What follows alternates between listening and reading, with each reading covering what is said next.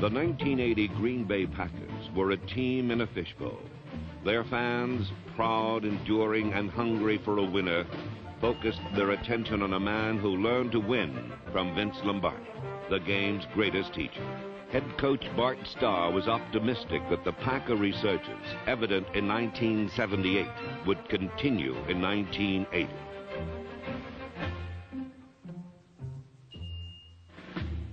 Green Bay's first obstacle on its road to recovery was a one-man running attack, Walter Payton. Against Green Bay, the mighty bear was declawed.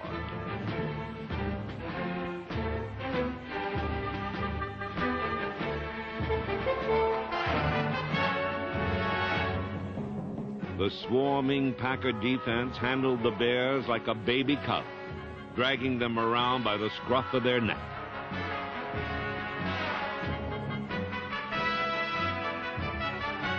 Payton gained only 65 yards on 31 carries, one of his worst performances of the entire season. At the end of 4 quarters, the 6-6 score set the game into overtime. In the extra period, Green Bay scored the winning touchdown on its own blocked field goal attempt. One unique play had provided the Packers with a dramatic first-game victory. Ironically, throughout the rest of the season, 7 plays could be singled out that cost Green Bay 4 victories and a playoff berth. The first victory to slip away was against Tampa. Tom Burney and a little old upright, and that's the whole game. And it's 25 yards. The try for the field goal by Burney with 1 minute and 9 seconds to go, and David Beverly will hold, and Burney, the left-handed straight-on kicker, will do it. He gets it up nice and quick. The ball is down. The kick is on the way, and it is! No good, he missed it. He missed it to the right. Oh, my goodness. That was just one of 2 missed Packer field goals, ending the game in a tie.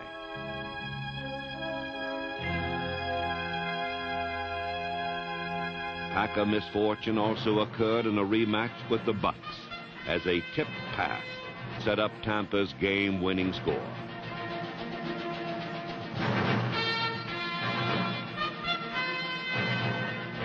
Two bad snaps versus Pittsburgh caused another Packer loss. Finally, against Cleveland, 2 late touchdowns beat Green Bay 26-21. That makes a total of 7 plays, costing the Packers 4 victories and a 9-7 record that would have placed them atop the NFC Central Division. So in retrospect, it appears that the 1980 Green Bay Packers were just 7 plays away.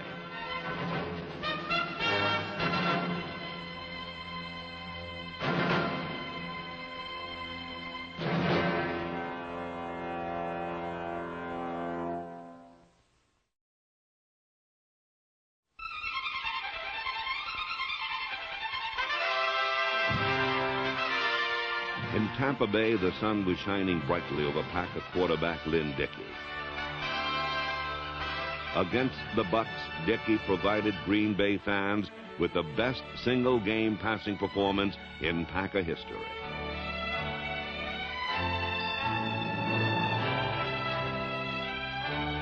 Number 12 set 3 Packer records, completing 35 of 51 attempts for 418 yards.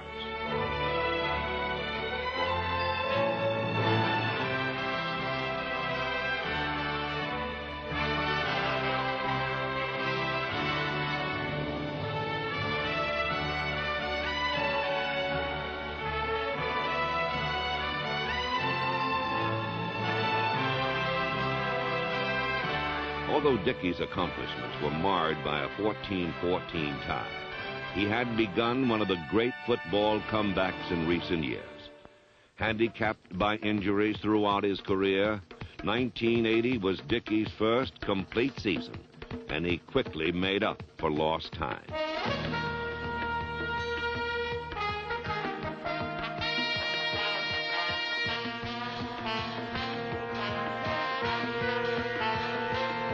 Dickey set club passing records as if they were made specifically for him to break.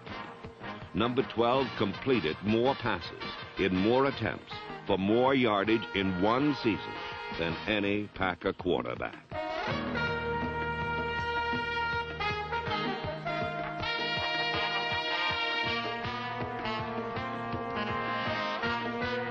Strong, accurate, and as competitive as a rookie fresh off a college campus, Dickey proved his ability to play among the NFL's best.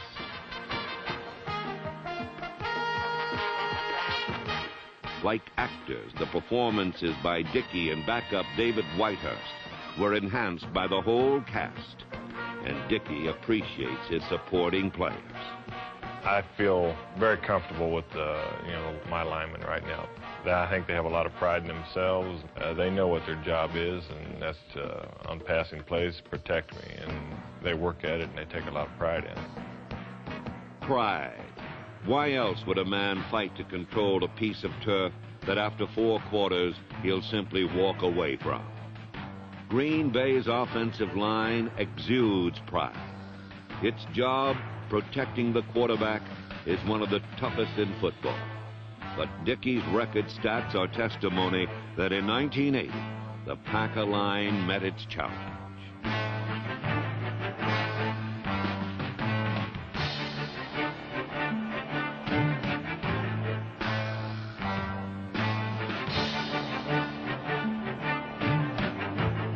Injury sidelined Mark Conkar, number 79, but he is still considered one of the top linemen in the Central Division.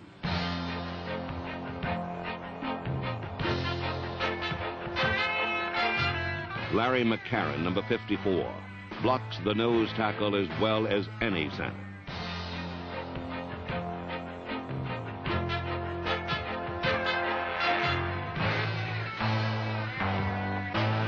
Darrell Goforth, number 57, and Greg Cook, number 68, helped strengthen Green Bay's running game. Leotis Harris, number 69, also provided escort service for a Packer running attack deep in talent and personnel.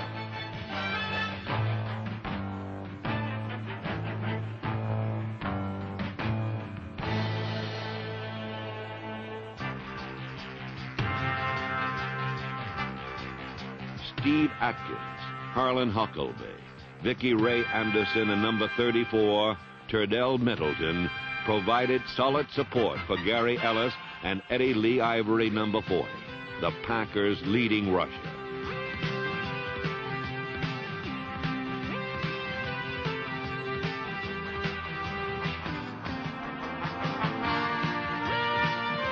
Ivory and Ellis combined to produce more than 2,300 yards total offense and 12 touchdowns. While Ivory picks his path around tacklers, Gary Ellis, number 31, bulldozes his way through them.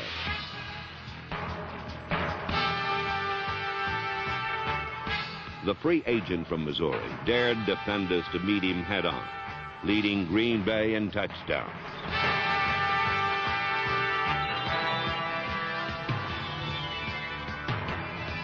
Ellis and Ivory's running talents were mirrored by their receiving skills.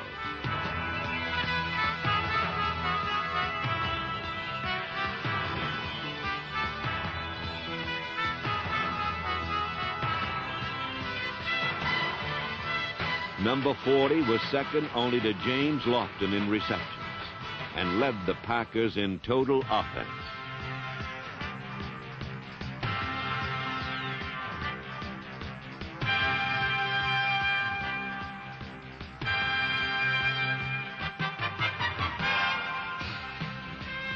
Both Ellis and Ivory proved their versatility as they totaled nearly 100 receptions.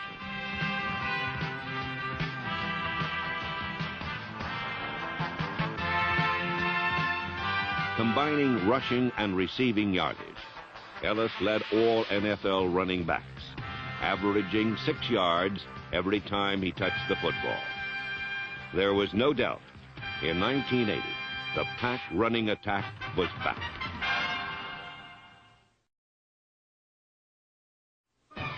In Week 7, the 2-3-1 Packers hope to begin their climb to the top of the NFC Central Division with a win over the Browns. Once again, it was Lynn Dickey piloting the Packer offense.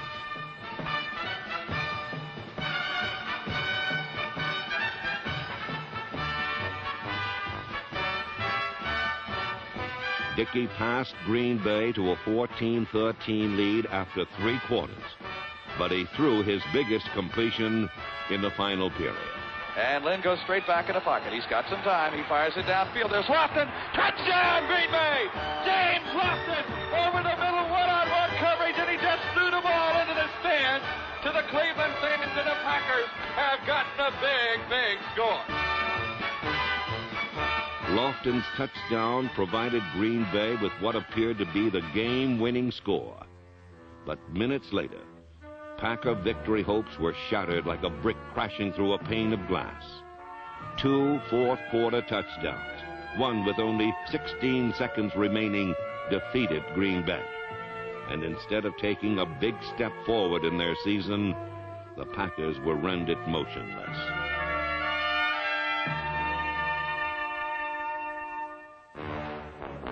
The following week versus Minnesota, the fallen Packers needed to be uprighted. The revitalizing force was a rededicated defense, which, though weakened by injuries, was strengthened by purpose.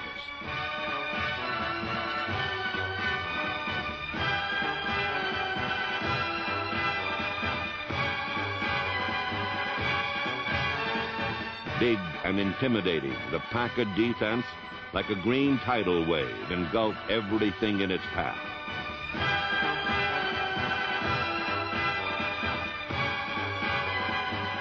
The defense held its division rivals to a mere 3 points. And quarterback Lynn Dickey threw 2 fourth-quarter touchdown passes as Green Bay defeated Minnesota 16-3.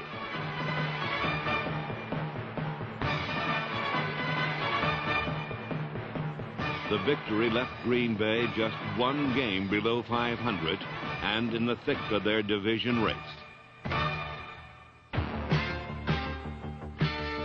In 1980, injuries were the toughest obstacle the Packer defense was forced to overcome. Linebacker was the position most severely affected, as Green Bay sorely missed the play of athletes like Rich Wingo, number 50. Joining Wingo in the frustrating world of the injured reserves were George Cumby, John Anderson, number 59, and Mike Hunt, number 55. Their absence placed a heavy burden on men like Kurt Allen and Mike Douglas, number 53, a fierce hitter whose knees failed to buckle as he shouldered the load.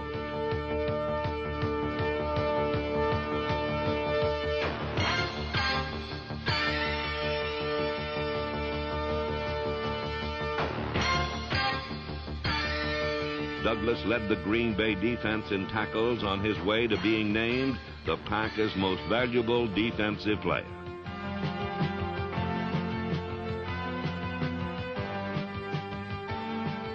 Manning the defensive line were Ezra Johnson, Charlie Johnson, number 99, and Mike Butler, number 77. Hampered by injuries last season, Butler inflicted some pain of his own in 1980.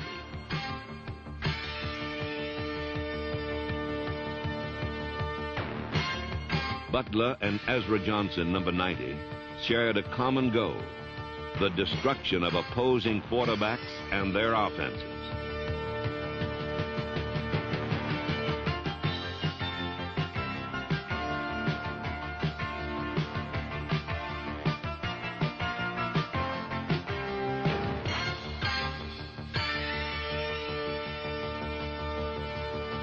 Johnson's combination of speed and quickness enabled him to tie Butler for team sack honors. Green Bay's punishing power does not stop with the line and linebackers. Packer defensive backs hit with jarring intensity.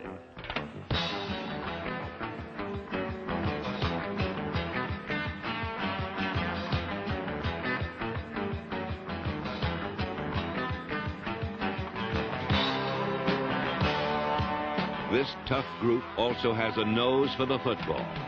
Number 38, Estes Hood, Mike McCoy, and Steve Luke comprise a heads-up unit led by Johnny Gray, number 24. Gray, an all-around defensive performer, led the Packers in interceptions.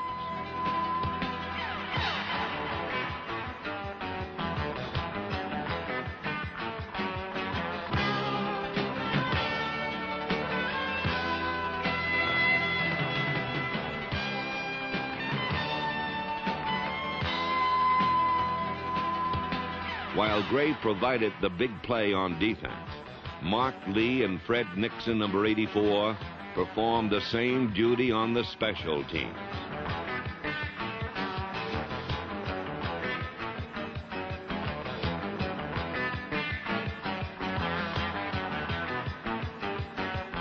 Their ability to provide the Packers with good field position was equaled by punter David Beverly's skill at putting opponents in a hole.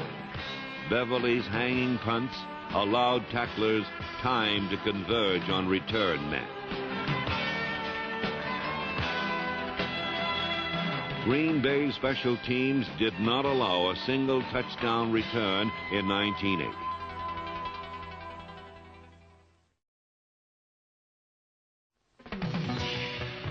After only 3 seasons, James Lofton has left no doubt that he is one of the finest receivers in football today.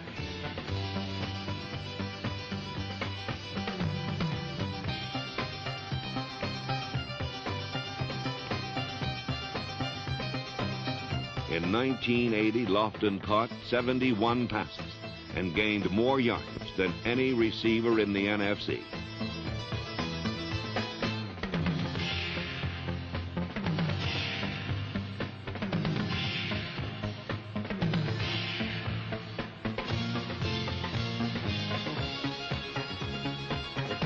The list of former Packer receiving stars is impressive, and James Lofton has earned the right to be mentioned along with the likes of McGee, Dowler, and Hall of Famer Don Hudson.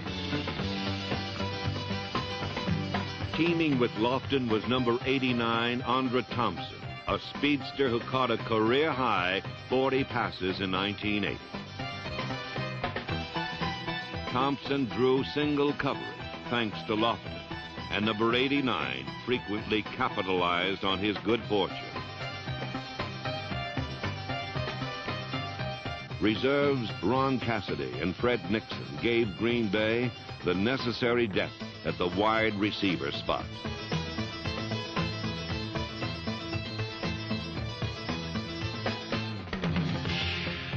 While the wide receivers provided the speed and grace to the passing attack, number 82, Paul Kaufman, supplied the muscle.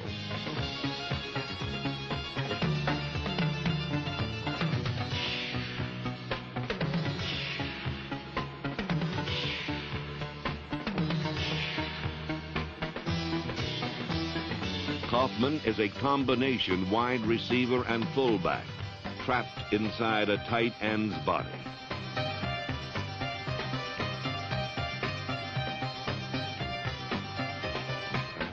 Though unheralded, number 82 is slowly earning deserved recognition as one of the best at his position.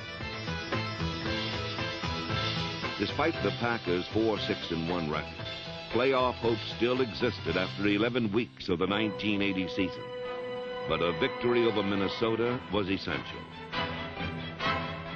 The Packer defense immediately took the Vikings by the horns, frustrating quarterback Tommy Kramer.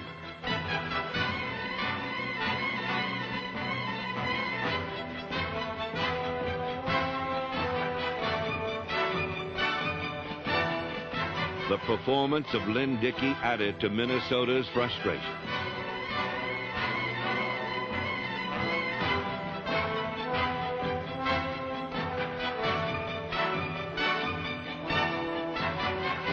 Dickey's precision passing set up a Gary Ellis touchdown as the Packers built a 10-6 halftime lead.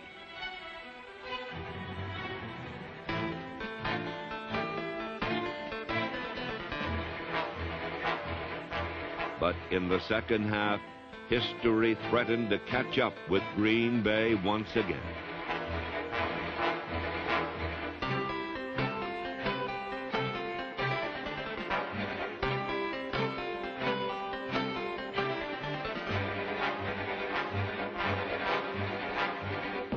However, this time history would not repeat itself.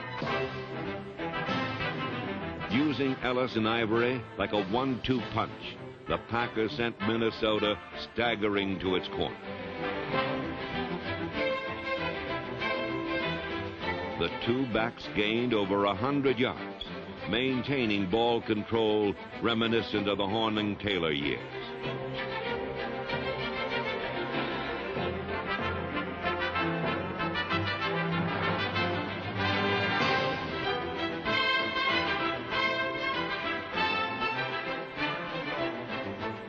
Late in the fourth quarter, Eddie Lee Ivory delivered the final crushing blow. Glenn Dickey calling the play with the ball at the 39-yard line for Green Bay. On the handoff to Eddie Lee, sweeping to the left. Eddie Lee, first down, touchdown! Eddie Lee Ivory, touchdown! And the game is over right there with 56 seconds to go. Well, that was the one we forgot. we thought of everything but that, and that's the one really put it out of sight. Now, Green Bay had beaten Minnesota and swept the season series for the first time in 15 years. And although the Vikings went on to the playoffs and the Packers did not, the game still had great significance. For Green Bay had displayed a winning formula similar to the great Packer teams of the early 60s. Ball control with flawless execution and aggressive, relentless defense. This type of performance hints of a very promising future for these proud and talented Packers of the 80s who are determined to become winners.